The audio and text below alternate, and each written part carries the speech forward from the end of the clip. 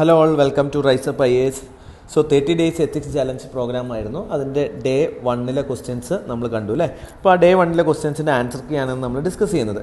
അപ്പം ഡേ 1 നമ്മൾ ഇന്ന് എന്തായിരുന്നു രാവിലെ പഠിച്ചിട്ടുണ്ടായിരുന്നത്? രാവിലെ നമ്മൾ നോക്കിയിട്ടുണ്ടായിരുന്നത് എത്തിക്സിൽ ഡിറ്റർമിനൻസ് ഓഫ് എത്തിക്സ് എന്താ നോക്കി, എത്തിക്സിനെ പറ്റിയിട്ടുള്ള ഫാക്ട്സ് എന്തൊക്കെയാണെന്നുള്ളത് നമ്മൾ നോക്കി, what is ethics and morality differences നോക്കി അല്ലേ.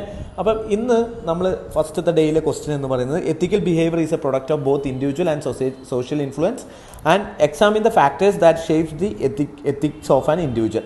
ഓക്കെ, അപ്പം ഈ ഒരു ക്വസ്റ്റ്യനിലേക്ക് വരുമ്പോൾ നമ്മൾ ആദ്യം ചെയ്യേണ്ടത് നമുക്കിതിനകത്ത് കൃത്യമായിട്ട് എങ്ങനെ ക്വസ്റ്റ്യൻസ് എഴുതാം എന്നുള്ളത് പറ്റി നമുക്ക് നോക്കണം. അപ്പോൾ നമുക്ക് ഇതിൻ്റെ ക്വസ്റ്റ്യൻ ഇൻ്റർപ്രിട്ടേഷനിലേക്ക് ആദ്യം ഒന്ന് പോവാം. ക്വസ്റ്റ്യൻ ഇൻ്റർപ്രിട്ടേഷൻ നോക്കുമ്പോൾ ഫസ്റ്റ് തന്നെ നോക്കിക്കുക, ഇൻട്രൊഡക്ഷനിൽ എന്ത് നമുക്ക് എഴുതാൻ പറ്റും.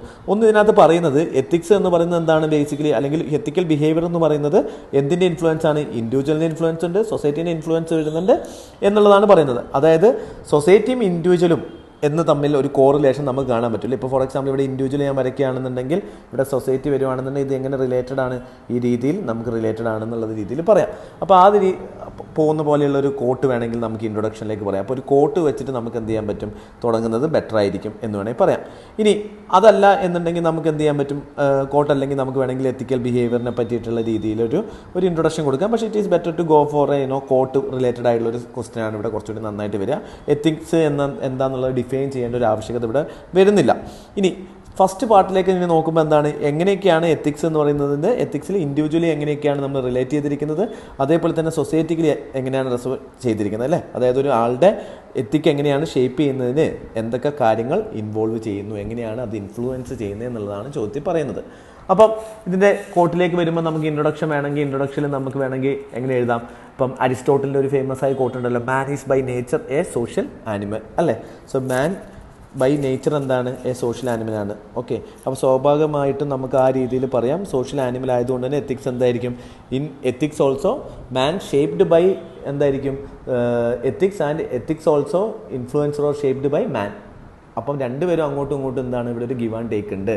അപ്പോൾ അത് എഴുതിയതിന് ശേഷം നമുക്ക് കൺക്ലൂഡ് എത്തിക്സിൻ്റെ ഇമ്പോർട്ടൻസ് സൊസൈറ്റിയിലുള്ളതുപോലെ നമുക്ക് എന്ത് ചെയ്യാൻ പറ്റും, കൺക്ലൂഡ് ചെയ്യാൻ പറ്റും. ഓക്കെ, അപ്പോൾ ഇതിൻ്റെ മോഡൽ ആൻസർ എന്താണെന്ന് നോക്കിയാൽ, മോഡൽ ആൻസറിൽ ഇപ്പോൾ നമ്മളിവിടെ കൊടുത്തത് ഒരു മോഡൽ ആൻസർ ആണ്.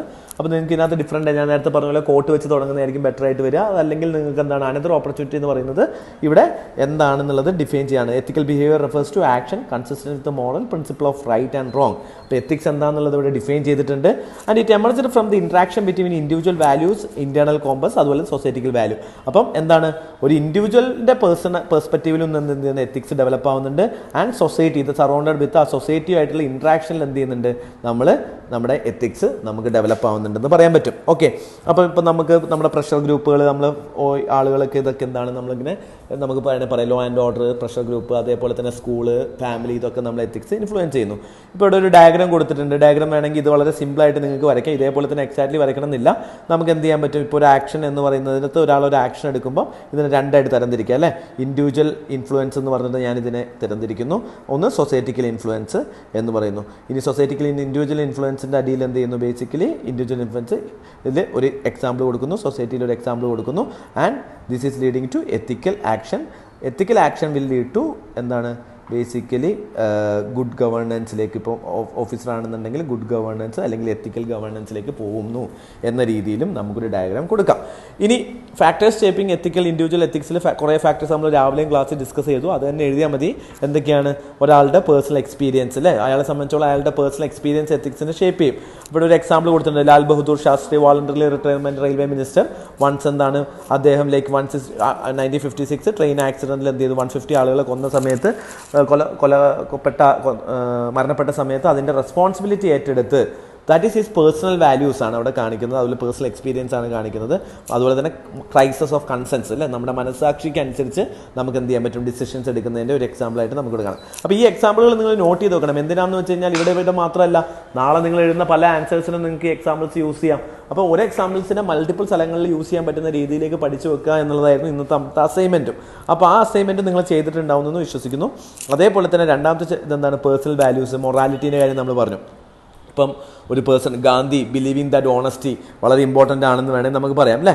അപ്പോൾ ഓണസ്റ്റി ആയിട്ട് നമുക്ക് എന്ത് ചെയ്യാറുണ്ട്, നമുക്ക് വളരെ ഓണസ്റ്റ് ആയിട്ടിരിക്കുന്നു. അല്ലെങ്കിൽ ഇപ്പോൾ the migrant Sonu Sood basically helping migrant workers during the കോവിഡ്-19 ക്രൈസിസിനെ പറ്റിയിട്ടുള്ള കാര്യം പറയാം. അല്ലെങ്കിൽ അശോക് കെംക വളരെ ഹോണസ്റ്റായ ഓഫീസറായിരുന്നു, respective of the repeated transfers he still choose to be honest in his service and integrity, empathy ഇതൊന്നും എന്ത് ചെയ്യുന്നില്ല, മാറ്റുന്നില്ല എന്നുള്ളതാണ്.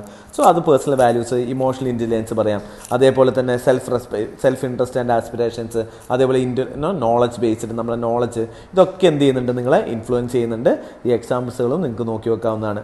സൊസൈറ്റിക്കൽ ഫാക്ടേഴ്സ് നോക്കുകയാണെന്നുണ്ടെങ്കിൽ എന്തായിരിക്കും, ഫാമിലി ഇൻഫ്ലുവൻസ് ചെയ്യുന്നുണ്ട് അല്ലേ. ഇപ്പോൾ ഫാദർ മദർ ഒക്കെ നമ്മൾ എന്ത് ചെയ്യുന്നത്, നമ്മൾ പേഴ്സണലി നോക്കിക്കഴിഞ്ഞ് കഴിഞ്ഞാൽ ഫാദർ നമ്മളിങ്ങനെ എത്രത്തോളം ഓണസ്റ്റ് ആയിരിക്കണം, എത്ര ഹാർഡ് വർക്ക് ചെയ്യണം, മദറിനെ വേണമെങ്കിൽ നമുക്ക് റെസീലിയൻസിൻ്റെ കാര്യത്തിൽ പറയാൻ പറ്റും. അപ്പോൾ ഈ ഒരു കാര്യം ഇതൊക്കെ എന്ത് ചെയ്യുന്നുണ്ട്, നമ്മളെ ഇൻഫ്ലുവൻസ് ചെയ്യുന്ന ഫാക്ടേഴ്സാണ്. എഡ്യൂക്കേഷൻ ബേസിക്കലി നമ്മൾ അല്ലെങ്കിൽ സ്കൂൾ എഡ്യൂക്കേഷനിൽ ടീച്ചർ നമ്മൾ എന്ത് ചെയ്യുന്നുണ്ട്, മോറൽ വാല്യൂസ് ലെസൺസ് നമുക്ക് തരുന്നുണ്ട്. അതുപോലെ സ്കൂളിലുള്ള പിയർ ഗ്രൂപ്പിൽ നമുക്ക് എന്ത് ചെയ്യുന്നത്, പിയർ ഗ്രൂപ്പിൽ ഓരോ ആളുകളും എങ്ങനെ ബിഹേവ് ചെയ്യുന്നു എന്നുള്ളതും, അതേപോലെ തന്നെ പിയർ ഗ്രൂപ്പിൽ നിന്ന് വരുന്ന ലേണിങ്സ്, അതിൻ്റെ ഈ കാര്യങ്ങൾ നമ്മൾ ഇൻഫ്ലുവൻസ് ചെയ്യാറുണ്ട്. ഇപ്പം അംബേദ്കറിനെ സംബന്ധിച്ചുള്ള അംബേദ്കർ എന്താണ്, മോഡേൺ വെസ്റ്റേൺ എഡ്യൂക്കേഷൻ്റെ എക്സ്പോഷർ അംബേദ്കറിൻ്റെ വ്യൂ പോയിന്റ് ഷേപ്പ് ചെയ്യാൻ വേണ്ടിയിട്ട് എന്ത് ചെയ്തിട്ടുണ്ട്, ഹെൽപ്ഫുൾ ആയിട്ടുണ്ട് എന്നുള്ളത് പറയാം. Another aspect is law and institutions. ഇപ്പോൾ കോൺസ്റ്റിറ്റ്യൂഷൻ, നമ്മൾ കോൺസ്റ്റിറ്റ്യൂഷണൽ മൊറാലിറ്റി എന്ന് പറയും. അപ്പോൾ നമ്മൾ എങ്ങനെയാണ് അങ്ങനെ ചിന്തിക്കുന്നത്, കോൺസ്റ്റിറ്റ്യൂഷനെ പറ്റി ചിന്തിക്കുമ്പോൾ നമുക്ക് കോൺസ്റ്റിറ്റ്യൂഷണൽ മൊറാലിറ്റി. അപ്പോൾ നമുക്ക് നോക്കിക്കാൻ നമ്മൾക്ക് ബേസിക്കലി എന്താണ്, നമ്മൾ കോൺസ്റ്റിറ്റ്യൂഷൻ നമുക്ക് അറിയുന്നതിന് മുന്നേ വരെ നമ്മൾ ഇത്രയും അവെയർ ആയിരുന്നു. നിങ്ങൾ തന്നെ ആലോചിക്കുക, സിവിൽ സർവീസിന് പഠിക്കാൻ വരുന്നതിന് മുന്നേ തന്നെ നിങ്ങൾക്ക് ഇത്രയും കോൺസ്റ്റിറ്റ്യൂഷണലി പ്രിൻസിപ്പിൾ ഉണ്ട്. ശരിക്കും ഇന്ത്യയിലുള്ള എല്ലാവർക്കും നമുക്ക് ഫണ്ടമെന്റൽ റൈറ്റ്സ് എന്ന് പറയുമ്പോൾ നമുക്ക് കൂടുതൽ അറിയുന്ന article 19 right to freedom of speech and expression പൊതുവെ ആളുകൾക്ക് അറിയായിരിക്കും.